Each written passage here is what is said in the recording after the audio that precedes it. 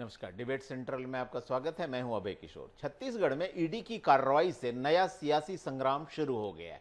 सोमवार सुबह ईडी ने कोयला लेवी घोटाले को लेकर कई शहरों में कांग्रेस नेताओं के ठिकानों पर छापा मारा। छत्तीसगढ़ में 4 दिन बाद यानी 24 फरवरी को कांग्रेस का अधिवेशन होना है, जिसमें सोनिया और राहुल गांधी समेत देश भर से कांग्रेस के दिग्गज नेता शामिल होंगे। लेकिन अधिवेशन से पहले ईडी की कार्रवाई से कांग्रेस आग बबूला हो गई है। छापे के विरोध में कांग्रेस ने जगह जगह प्रदर्शन भी किया। तो राजधानी रायपुर में सीएम भूपेश बघेल समेत कांग्रेस के दिग्गज नेताओं ने प्रेस कॉन्फ्रेंस करके बीजेपी पर जमकर निशाना साधा। दूसरी तरफ कांग्रेस के सवालों का जवाब देने के लिए बीजेपी के नेताओं ने भी प्रेस कॉन्फ्रेंस की और भूपेश सरकार पर जमकर निशाना साधा।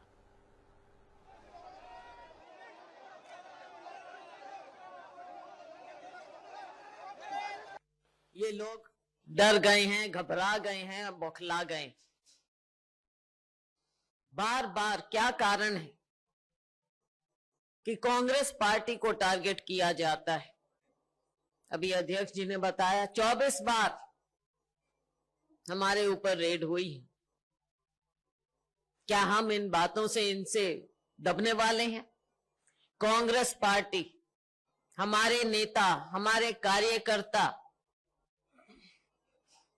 ना इनसे दबने वाले हैं और बल्कि और ज्यादा मजबूत होकर इनकी गलत नीतियों के खिलाफ हम आवाज उठाएंगे। जितना जुल्म करना है कर ले, जनता देख रही है। पहले तो समझते थे कि ईडी, आईटी, सीबीआई का छापा पड़ गया तो जरूर कोई न कोई बात होगी, कोई गंभीर मसला होगा, लेकिन अब पूरा देश जान चुका है कि इनके रेड से केवल राजनीतिक मायने हैं। राजनीतिक लाभ के लिए इस प्रकार के हथकंडे अपना रहे हैं। ईडी के छापे मारे जा रहे हैं। भाजपा जब राजनीतिक रूप से मुकाबला नहीं कर पाती तो वह ईडी, सीबीआई, आईटी जैसे केंद्रीय एजेंसियों का दुरुपयोग कर रही है। पीछे कोई चीज छुपा नहीं रहे, हम पीछे नहीं हटेंगे। हमारा अधिवेशन ऐसा ही चलेगा, छापे होने दीजिए, हम कड़ा मुकाबला करेंगे। उन्हें आपत्ति है ईडी लगातार नेताओं पर निशाना क्यों लगा रही है? अरे भाई, 4 साल से कोयले की दलाली खाओगे तो ईडी नहीं आएगा तो भारत रत्न के लिए आमंत्रण आएगा क्या? ईडी तो आएगा। 4 साल क्या चल रहा है? और ये तो प्रमाणित तथ्य हो गया, बच्चा जानता है 25 रुपया प्रति टन की वसूली हो रही है और उसके लिए ईडी 24 महीने की प्रक्रिया में धीरे धीरे परत दर परत उखड़ जा रहे हैं। तो जिन लोगों के नाम है उन लोगों के साथ ईडी तो पूछताछ करेंगे भाई, उसमें काहे परहेज करना चाहिए। तो इस मसले पर चर्चा करने के लिए मेरे साथ 2 खास मेहमान मौजूद हैं। मेरे साथ हैं कांग्रेस प्रवक्ता सुरेंद्र वर्मा जी और साथ ही बीजेपी प्रवक्ता अनुराग सिंहदेव। साथ ही न्यूज़ रूम से मेरे साथी खोमन साहू भी साथ जुड़ेंगे, जिन्होंने कि दिन भर जो घटनाएं चलती रही हैं उनको बहुत करीब से देखा है। सबसे पहला सवाल सुरेंद्र जी आपसे ही। ईडी एक जो इन्वेस्टिगेटिव एजेंसी है वो अपना काम करती है, तो छापों को लेकर इतना बवाल क्यों हुआ है? किशोर जी, लगातार जो ये बातें सामने आई है, ईडी के 2014 से पहले कुल दर्ज प्रकरण थे 112। मोदी सरकार के आने के बाद अचानक से बाढ़ सी आ गई और ये सुप्रीम कोर्ट में जो दर्ज केस है उसके आंकड़े हैं। लगातार मोदी सरकार में विपक्षियों को टारगेट करके मामले दर्ज किए जा रहे हैं। कुल मामले जो है 3010 मामले हैं और उनमें कन्विक्शन रेट अपन बात करें तो 0.46, मतलब आधे % से भी कम का कन्विक्शन रेट है। जितने मामले दर्ज हुए हैं उसमें 200 में अंदाजन 199 प्रकरण जो है वो साबित नहीं हुए हैं। और दूसरी बात, देश की जनता ने देखा है कि असम में जब तक हेमंत बिस्वा शर्मा दूसरी दल में थे, दूसरे पार्टी में थे, तब तक उनके खिलाफ सीबीआई और ईडी दोनों में बाकायदा एफआईआर दर्ज हुई, गिरफ्तारी हुई और जैसे ही वो भाजपा में शामिल हुए, पिछले 2 बार से आज वो मुख्यमंत्री हैं, सारे जांच बंद कर दिए गए। उसी प्रकार से महाराष्ट्र में ईडी का डेरा था, आपको याद होगा, जब तक वहां पर गैर भाजपा शासित राज्य के रूप में शिवसेना की सरकार थी। और जैसे ही एकनाथ शिंदे सहित 17 विधायकों पर ईडी का मामला चल रहा था, जैसे ही एकनाथ शिंदे भाजपा के सहयोग से सरकार बनाए, सारे पाप धुल गए, ईडी का काम वहां भी खत्म हो गया। मणिपुर, गोवा, कर्नाटक, मध्य प्रदेश और महाराष्ट्र में जो इनका चरित्र है, और लगातार देखिए 15 साल मुख्यमंत्री रहे रमन सिंह जी, अभी कह रहे हैं कोल की दलाली। कोल विशुद्ध रूप से केंद्र सूची का विषय है, आवंटन से लेके आवेदन की प्रक्रिया सारा कुछ केंद्र के द्वारा होता है। तो ये दलाली क्या मोदी और उसके मंत्री और भाजपा ही ले रहे हैं? जो नान घोटाला 21 लाख फर्जी राशन कार्ड बनाकर 36,000 करोड़ का गरीबों का जिसमें राशन खाया गया, 164 के तहत बयान है शिवशंकर भट्ट का, और ये कह रहे हैं सीएम मतलब चिंतामणि। तो ऐश्वर्या रेसिडेंसी में किसकी साली रहती थी? नागपुर, लखनऊ और दिल्ली में किसको पैसे पहुंचाए गए? और प्रियदर्शनी बैंक घोटाले का तो जो प्रकरण है वो भी रमन सिंह के समय का है। नार्को टेस्ट भी अदालत की अनुमति से रमन सिंह के समय हुआ, उसमें बैंक मैनेजर उमेश सिन्हा ने नार्को टेस्ट में स्वीकार किया था कि रमन सिंह को मुख्यमंत्री रहते उनके सीएम आवास में करोड़ों रुपए का बैग दिया, केवल रमन सिंह नहीं, उनके चलिए 5 इसका जवाब लेते हैं। मंत्रियों को। अनुराग सिंहदेव जी, जिस तरह से ईडी के छापों को लेकर राजनीति चल रही है, वो अपने आप में काफी कई तरह के सवाल खड़े करती है। चुनावी साल है, कभी बीजेपी कार्यकर्ताओं के खिलाफ एफआईआर दर्ज होती है, कभी अचानक कांग्रेस के नेताओं, आधा दर्जन नेताओं के घर पर छापे पड़ जाते हैं। जो तुलनात्मक रूप से देखें, जो अभी सुरेंद्र जी भी कह रहे थे, तो यूपीए के कार्यकाल में 4 से 14 और उसके बाद एनडीए 2 के कार्यकाल में छापों में और ईडी की कार्रवाई में लगातार बहुत बढ़ोतरी हुई है। 27 गुना बढ़ोतरी हुई, लेकिन कन्विक्शन रेट बहुत कम है। 3000 से ज्यादा मामले दर्ज होते हैं, 888 चार्जशीट फाइल होती है, सजा केवल 23 को मिलती है। क्यों ऐसा? देखिए, मुझे लगता है कि कांग्रेस पार्टी को अब इसके अलावा कुछ उनके पास बचा नहीं है। ये जो आंकड़े जारी कर रहे हैं जी, इस आंकड़े को यदि आप ध्यान से देखें तो मुझे लगता है कि ये तो सरकारों की सोच का फर्क है। जब कांग्रेस की सरकार थी तो भ्रष्टाचार का बोलबाला था। इनके केंद्र के मंत्री, इनके केंद्र की सरकार, ये खुद कोयला 2G स्पेक्ट्रम से लेकर कॉमनवेल्थ से लेकर घोटाले में लिप्त रहते थे। ये इनके खिलाफ मामले चलते थे और घोटालों का राज था। और 2014 के बाद जब से मोदी सरकार देश में आई है, तब से घोटालों को लेकर, भ्रष्टाचार को लेकर जीरो टॉलरेंस की एक परंपरा शुरू हुई है जी। और उस पर कहीं ना कहीं अंकुश लगाने के लिए जो हमारी ऐसी एजेंसीज हैं देश भर के अंदर, ईडी है, आईटी है, सीबीआई है, इन सारे लोगों की भूमिका बढ़ी है। और मुझे लगता है यही कारण है कि रेड्स की संख्या भी बढ़ी होगी स्वाभाविक रूप से। अनुराग जी, एक चीज समझ में नहीं आती कि 2014 में जब से केंद्र में आपकी सरकार आई है, पॉलिटिशियंस के खिलाफ ईडी की कार्रवाई कई गुना बढ़ गई, 4 गुना बढ़ी। चलो मैं मान लेता हूं कि आपकी सरकार जो है केंद्र में, वो भ्रष्टाचार के खिलाफ कार्रवाई करना चाहती है, इसलिए ईडी की कार्रवाई बढ़ रही है। लेकिन इसमें क्या संयोग है कि 95% पॉलिटिशियन जिनके खिलाफ कार्रवाई होती है ईडी की, वो सबके सब विपक्ष के हैं? क्या आप इसके जरिए ये कहना चाहते हैं कि बीजेपी को छोड़कर देश में जितनी पॉलिटिकल पार्टी है सब भ्रष्ट हैं? देखिए, बहुत अच्छा प्रश्न है। देखिए, किसी भी लोकतांत्रिक सरकार में जब सरकार चुनी जाती है तो वो पारदर्शिता के साथ जनसेवा के काम में उसको रहना चाहिए। ये एक आदर्श लोकतंत्र है। लेकिन कहीं पर यदि सरकार पूरे तरीके से भ्रष्टाचार में लिप्त हो जाए, उसकी मशीनरी लिप्त हो जाए, तो स्वाभाविक रूप से इस प्रकार की कार्यवाहियां जन्म लेती हैं। छत्तीसगढ़ में क्या हो रहा है? छत्तीसगढ़ में आज कोयला को लेकर बड़ा स्कैम हुआ है।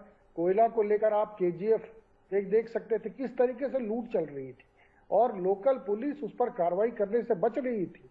यहाँ तक कि जो कलेक्टर तैनात रहते थे, उनकी भूमिका भी किस तरीके की थी, ये ईडी के जांच में ये स्पष्ट हो चुका है। और यहाँ तक कि मुख्यमंत्री कार्यालय की संलिप्तता, क्योंकि यदि कन्विक्शन नहीं है तो आज बेल क्यों नहीं मिल रहा है इनको? अनुराग जी, आपने मेरे सवाल का लेकिन सीधा जवाब अभी भी नहीं दिया कि जब पॉलिटिशियंस के खिलाफ अगर कार्रवाई 4 गुना बढ़ी है तो उसमें 95% अपोजिशन के ही पॉलिटिशियंस हैं, तो इसका क्या मतलब है? माना जाए कि केवल बीजेपी को छोड़कर सभी पार्टीज भ्रष्ट हैं। चलिए आपसे आंकड़े ही शेयर कर लेते हैं, बात आंकड़ों की हो रही तो आंकड़े ही शेयर कर लेते हैं। यूपीए के समय किसी मुख्यमंत्री के खिलाफ कार्रवाई नहीं होती, एनडीए के समय 1 मुख्यमंत्री। एक्स चीफ मिनिस्टर की बात करें तो यूपीए के समय 2, एनडीए के समय 14।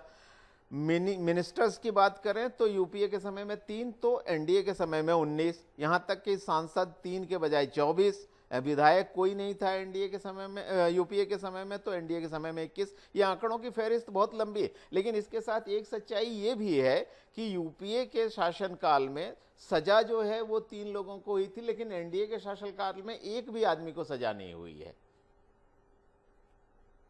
देखिए, कन्विक्शन रेट तो ट्रायल पर डिपेंड करता है और ट्रायल में निश्चित रूप से समय लगता है। यदि मैं तो 10 साल बनाम 10 साल की चर्चा कर रहा हूं अनुराग जी, सिर्फ 10 साल बनाम 10 साल की चर्चा कर रहा हूं। नहीं, मैं तो सिर्फ अभी 14 की बात कर रहा हूँ। 14 के बाद से जो परिस्थितियां निर्मित हुई हैं, 14 के बाद से यदि आप देखें तो निरंतर जो कार्रवाइयां हुई हैं उसमें आज कोर्ट, यदि छत्तीसगढ़ में ही आप लीजिए ना, आज जो लोग जिनके खिलाफ चार्जशीट प्रस्तुत की गई है, आज उनको कोर्ट बेल नहीं दे पा रही है। कोर्ट के सामने बहुत सारे विषय हैं जो तथ्यात्मक रूप से सही हैं और कहीं ना कहीं उससे कनेक्शन को लेकर यदि कोई सीबीआई रेड करती है, कोई ईडी रेड करती है, तो इनको तकलीफ क्यों होती है? प्रश्न ये उठता, अभी तो सिर्फ कोयला घोटाला है, अभी रेत घोटाला बचा है, उस पर भी कार्रवाई होनी चाहिए। अभी शराब घोटाला छत्तीसगढ़ का बचा है, उस पर भी चलिए जवाब लेते हैं।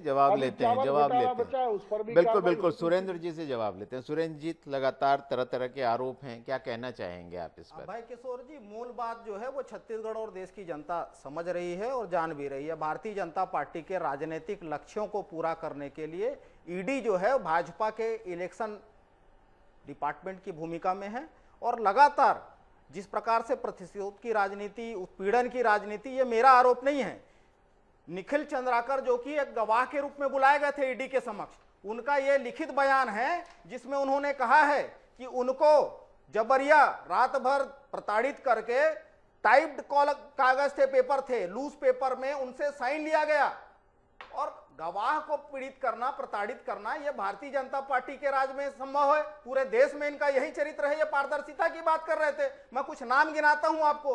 बेल्लारी के रेड्डी बंधु जो खनन माफिया के रूप में पूरे देश में फेमस है, येदुरप्पा जिनसे बड़ा भ्रष्ट देश में आज कोई नहीं है। अभी 2G 3G की बात कर रहे हैं। सुखराम जी जब तक भाजपा में नहीं थे तब तक वो आरोपी थे, भाजपा में जाते ही उनके सारे आप धुल गए। शुभेंदु अधिकारी के साथ साथ नारायण राणे, मुकुल राय, एकनाथ शिंदे, पंडित सुखराम, तमाम ऐसे नाम हैं, हेमंत बिस्वा शर्मा जैसे, जो भारतीय जनता पार्टी में जाते ही उनके खिलाफ सारी जांचें जो है खत्म कर दी जाती है। आज जो छापे पड़े हैं ज्यादातर अभय जी वही कांग्रेस के नेता हैं जिनके ऊपर राष्ट्रीय अधिवेशन को लेकर बड़ी जिम्मेदारी थी और कुछ ऐसे भी नेता है विनोद के संदर्भ में जो है यह भी संविदित है।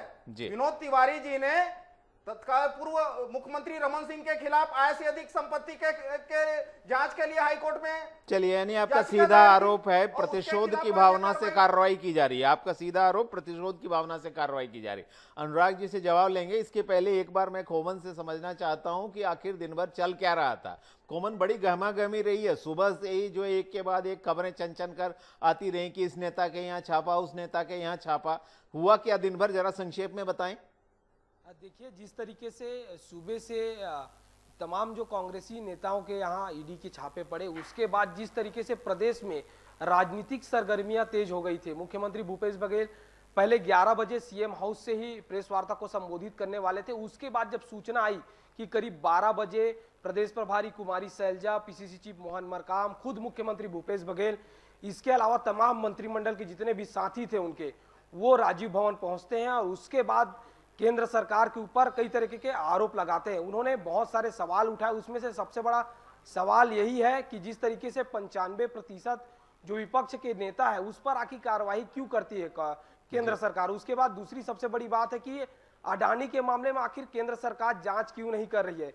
तीसरी बड़ी बात मुख्यमंत्री ने कही कि जी हिमाचल प्रदेश, असम, उत्तर प्रदेश के जब चुनाव सामने आते हैं, जब मुख्यमंत्री को प्रदेश प्रभारी बनाया जाता है, वहां का जिम्मेदारी दी जाती है, तो ईडी क्यों कार्रवाई करती है छत्तीसगढ़ में। तो कई तरह के सवाल उठे। उसके बाद जब बीजेपी के द्वारा प्रेस कॉन्फ्रेंस किया गया, खुद पूर्व मुख्यमंत्री डॉक्टर रमन सिंह, प्रदेश के प्रदेश अध्यक्ष हैं अरुण साह, वो सामने आते, उन्होंने साफ तौर पर ईडी की कार्रवाई को सामान्य प्रक्रिया बताया। लेकिन जिस तरीके से कांग्रेस की एक बड़ी तैयारी महाधिवेशन के रूप में हो रही है, दूसरी सबसे बड़ी बात की जाए तो विधानसभा का चुनाव आने वाला है, और तीसरी बड़ी बात की जाए तो 2024 में संयुक्त विपक्ष चुनाव लड़ने के बारे में सोच रहा है। तो इससे जिस तरीके से खोमन इस सारे राजनीतिक बयानबाजी और प्रेस कॉन्फ्रेंसेज और एक दूसरे पर आरोप, मंशाओं पर सवाल, इन सब के बीच में क्या ईडी की तरफ से भी किसी तरह की कोई प्रतिक्रिया आई है आज की कार्रवाई पर?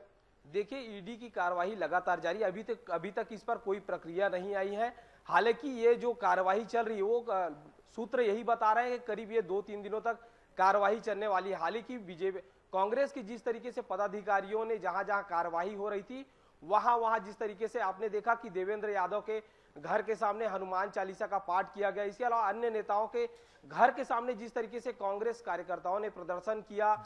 हालांकि अभी तक ईडी के द्वारा कोई तरीके के बयान जारी नहीं किया गया है, लेकिन आने वाले दिनों में क्या कुछ कार्रवाई में निकलकर सामने आता है ये बड़ी बात होगी। बिल्कुल बिल्कुल खोमन, हमने भी नारे सुने, जो है लगातार ये तक कहा गया कांग्रेस कार्यकर्ताओं के तरफ से, जो है भजन गाया जा रहा था कि रघुपति राघव राजा राम, ईडी को सन्मति दे भगवान। अनुराग सिंहदेव जी, जो तमाम बात का लब्बो लुआब निकल कर आ रहा है वो यही आ रहा है कि माहौल गर्माता जा रहा है और आरोप जो है वो तमाम कार्रवाइयों, जो एक संस्थागत कार्रवाई होती है उसके बीच में इस बात पर मंशा को लेकर सवाल लगातार उठाए जा रहे हैं कि चुन चुन कर निशाना क्यों बनाया जा रहा है। जवाब। अभय जी, देखिए, मैं सिर्फ विपक्ष के नाते या उसके प्रवक्ता के नाते ये बात नहीं कह रहा हूं। अभी आप पिछले समय के 1.5 साल के अंदर अंदर इनके विधायक और मंत्रियों की प्रतिक्रिया ही देख लीजिए। अभी 2 दिन पहले इनके वरिष्ठ विधायक बृहस्पति सिंह जी ने एक भाषण दिया, एक प्रेस कॉन्फ्रेंस किया, एक धरना दिया और उसमें उन्होंने कहा कि थानों के रेट 5 लाख, बड़े थानों की, छोटे थाने के 3 लाख। ये मेरे पास पेपर की कटिंग है। तो ये रेट चल रहा है और एसपी को बर्खास्त करिए, नहीं तो मैं धरना दूंगा। और वो धरना पे बैठे रहे 2 दिन तक लगातार। ये अभी हाल का करंट न्यूज है। दूसरा, शैलेश पांडे बिलासपुर के विधायक कांग्रेस पार्टी के, वो बता रहे थे कि इस प्रकार भ्रष्टाचार हावी है कि पुलिस डिपार्टमेंट पूरी तरीके से रेट फिक्स है और उसके आधार पर कार्रवाई कर रहा है। तीसरा, इनके मंत्री, कैबिनेट मंत्री, कलेक्टिव जवाबदारी होती है कैबिनेट मंत्री की। जयसिंह अग्रवाल, उन्होंने कहा कि ये जो कलेक्टर है उनके यहाँ पदस्थ था वो भ्रष्टम कलेक्टर है, महिला कलेक्टर जिसका नाम वो लिए थे, भ्रष्टम कलेक्टर है। और बाद में ईडी उसके खिलाफ कार्रवाई की और तथ्य निकले, उनकी गिरफ्तारी हुई, कार्रवाई हुई। तो ये सिर्फ हम नहीं बोल रहे हैं, ये तो बच्चा छत्तीसगढ़ का और इनके विधायक और मंत्री स्वयं कह रहे हैं कि छत्तीसगढ़ में इस समय भ्रष्टाचार की सरकार चल रही है और उसके सरगना और सरपरस्त ये सारे मंत्री और विधायक और मुख्यमंत्री। लेकिन अनुराग जी, इस सब के बीच में सुरेंद्र जी ने भी एक सवाल उठाया था कि जिन नेताओं के खिलाफ कार्रवाई चल रही है, जब वो बीजेपी में शामिल हो जाते हैं या बीजेपी के साथ हो लेते हैं तो अचानक से कार्रवाई बंद सी होती दिखाई देती है। इस पर भी कुछ कहेंगे आप? अब अभय जी, मुझे लगता है ये कोई तर्क नहीं है। जब यूपीए की सरकार थी जिनके खिलाफ और बकायदा स्कैम का, कोयला घोटाले का हम सुरेंद्र जी से ही सुन लीजिए। 1 दर्जन नाम गिनाता हूं मैं। हेमंत बिस्वा शर्मा आज तुम्हारे मुख्यमंत्री है कि नहीं? ईडी और सीबीआई में बकायदा एफआईआर था कि नहीं? जांच की कार्रवाई लंबित है कि नहीं? शुभेंदु अधिकारी, मुकुल राय, सोमेन मित्रा, येदुरप्पा, सुन लीजिए। एकनाथ शिंदे, पंडित सुखराम जी की आप 2G और 3G की बात कर रहे हैं। भाजपा में जाके सारे पाप धुल गए। बताइए उसमें क्या हुआ? गिना रहा हूँ, सुन लीजिए। शिव शंकर भट्ट का 164 का बयान आपने पढ़ा है? नान घोटाले के पनामा पेपर भी सुना है। पूरी दुनिया में सरकारें चली गई। रमन मेडिकल किसका एड्रेस है? अभिषेक सिंह कौन है? उत्तर भी ले लीजिए। जी अनुराग जी, बताइए। देखिए अभय जी, मैंने कहा कि यूपीए की सरकार में जब कोयला स्कैम हुआ या और घोटाले हुए तो ईडी और आईटी की भूमिका क्या थी ये बहुत स्पष्ट है। लेकिन हम उस समय विपक्ष के नाते कोर्ट में हम गए, वहां पर सुप्रीम कोर्ट के आदेश से कार्रवाई आरंभ हुई और तथ्यात्मक ढंग से वो कार्रवाई कन्विक्शन में तब्दील हुई। इनके मंत्रियों को जेल जाना पड़ा। अब आज के तारीख में भी छत्तीसगढ़ में ये पुराने सरकार की 164 की बयान कर रहे हैं नान घोटाले की। तो क्या आज तक 4.5 साल इनकी सरकार है, 164 के बयान रिकॉर्ड है, पूरी तो दुनिया क्या में उस पर ये कार्रवाई करता है? जो भ्रष्टाचार क्या की जांच कोर्ट को के दरवाजे खुले बाधित नहीं है करने आज? हाई कोर्ट जाते तो हैं। चोर के जांच की गाड़ी में मांग के जो लिए चिंता नहीं, होता है, ये इनका तो वो चरित्र कोर्ट है। जाने का साहस अनुराग नहीं जी, इस करता बात है। पर जवाब दीजिए, कोर्ट क्या जाने नान का साहस घोटाले नहीं की करता जांच है। को बाधित करने के भारत लिए के लोकतंत्र में तत्कालीन न्यायपालिका नेता प्रतिपक्ष हाई कोर्ट गए कि नहीं? तो ये वाइस कोर्ट के सैंपल सामने देने से जाने की भागते हैं, डीके घोटाले की जांच को रोकते हैं, अंतागढ़ के षड्यंत्र को रोकते हैं, नान घोटाले की जांच को बाधित करने हाई कोर्ट जाते हैं। ये इनका चरित्र है। और ईडी में पिछले 9 साल में जितने मामले दर्ज हुए हैं, 95% विपक्षी दल के नेता हैं। और जो भाजपा में शामिल हो जाता है, खुला ऑफर है, या तो आप भाजपा में आओ या जेल जाओ। चलो, तो बड़ा ये बड़ा इनका गंभीर ऑफर आरोप है, बड़ा गंभीर आरोप है। और जो लग रहा है कि देश की सियासत जो है ये ईडी के इर्द गिर्द घूमने लग गई है। बिल्कुल बिल्कुल बिल्कुल। एक बार खोमन मैं आपके पास फिर आना चाहूंगा। जो इस तरह से सियासत गर्म होती जा रही है, हम लगातार देख रहे हैं कि एक के बाद एक मुद्दे जो हैं, जैसे जैसे हम चुनाव की तरफ बढ़ते जा रहे हैं वैसे तलखी बढ़ती जा रही है। क्या आगे आने वाले दिनों में दोनों पॉलिटिकल पार्टीज का रुख रहने वाला है? आपको किस तरह की सूचनाएं मिल रही हैं? देखिए, निश्चित तौर पर जिस तरीके से बयानबाजियां अभी शुरू हुई, क्योंकि विधानसभा इस साल के आखिरी में होना है, ऐसे में जिस तरीके के बयानबाजी अब सामने आ रहे हैं, जिस तरीके से Congress party BJP Congress party पर आरोप लगा रही है, इस तरीके के आरोप आने वाले दिनों में और लगते हुए देखेंगे, क्योंकि चुनाव नजदीक है और आरोप लगना भी तय है। किस तरीके से संपत्ति जांच करने का मामला जो है कांग्रेस पार्टी ने उठाया था, उसके बाद जिस तरीके से अब कांग्रेस के द्वारा लगातार ये कहा जा रहा है कि केंद्र सरकार जो है जांच एजेंसी हो, चाहे सीबीआई हो, ईडी हो, तमाम चीजों की जो है दुरुपयोग कर रही है। तो जिस तरीके से आने वाले दिनों में भी ईडी की कार्रवाई जारी रहेगी। जब जब मुख्यमंत्री भूपेश बघेल ने कहा है कि ईडी की कार्रवाई होने वाली है, तब तब ईडी की कार्रवाई शुरू हुई है। मुख्यमंत्री खोमन एक चीज आपको रोकते हुए जरूर कहना चाहूंगा कि देखिए, चुनाव अगर देखें हम तो हमारे 3 राज्यों में एक साथ चुनाव हुआ था, राजस्थान, मध्य प्रदेश और छत्तीसगढ़ में, और फिर तीनों राज्यों में चुनाव होने जा रहा है। लेकिन जितनी तलखी सियासी दलों के बीच में छत्तीसगढ़ में दिख रही है, उतनी तलखी कहीं और नहीं दिख रही। क्या आपको लगता है कि बीजेपी ने खास तौर पर, चूंकि कांग्रेस की यहाँ जो सरकार है, उसे ऐसा लगता है कि कांग्रेस की सरकार कहीं रिपीट ना हो जाए, इसलिए छत्तीसगढ़ को खास तौर पर चुना है? देखिए, निश्चित तौर पर सबसे बड़ी बात यही है कि छत्तीसगढ़ के जो मुख्यमंत्री वो केंद्र सरकार के लिए मुखर रहे हैं। इसलिए जिस तरीके से बीजेपी लगातार, आज जब प्रेस कॉन्फ्रेंस बीजेपी की ओर से पूर्व मुख्यमंत्री डॉक्टर रमन सिंह कर रहे थे, तो उन्होंने साफ तौर पर आरोप लगाया कि जिस तरीके से तमाम जो घटनाएं घट रही प्रदेश में, ईडी के द्वारा जो कार्यवाही कर रही है, उसका जो सरकार का संरक्षण प्राप्त है। साफ तौर पर जब बीजेपी के जो प्रदेश अध्यक्ष अरुण साहू, उन्होंने कहा कि कांग्रेस जो है अधिकारियों को संरक्षण दे रही है भ्रष्टाचार करने के लिए, तो आने वाले दिनों में इससे भी ज्यादा तीखी बहसबाजी और बयानबाजी देखने को मिलेगी, क्योंकि आने वाले दिनों में चुनाव है। और सबसे बड़ी बात यही है कि 2024 में संयुक्त विपक्ष चुनाव लड़ने जा रहा है, तो बिल्कुल, यानी इसका चुनाव और उसके बाद अगले साल होने वाले लोकसभा चुनाव से भी है। अनुराग जी, एक संक्षिप्त सा सवाल और, अभी हम जिस पॉलिटिकल बात कर रहे थे कि पॉलिटिकली विंडिकेटिव होता है सारे जो कार्रवाई होती है, तो कुछ और रोचक आंकड़े इंडियन एक्सप्रेस जो एक अखबार है उसने भी एक रिसर्च की थी, और उसके रिसर्च के जो आंकड़े वो भी बड़े रोचक हैं। वो बता रहा है कि पिछले 10 वर्षों में, जो अगर 2014 से अब तक की बात, 2022, 8 वर्षों में भाजपा और उसके सहयोगी दलों के खिलाफ ईडी की सिर्फ 6 कार्रवाई हुई है, जबकि कांग्रेस के खिलाफ 24, तृणमूल कांग्रेस के खिलाफ 19, एनसीपी के खिलाफ 11, डीएमके के खिलाफ 6, बीजेडी के खिलाफ 6, और इसी तरह से अनगिनत कार्रवाइयां हैं। यानी लगातार दिख रहा है कि जो कार्रवाई हो रही है वो कहीं ना कहीं विपक्ष पर ही हो रही है। इसके बारे में कुछ कहना चाहेंगे आप?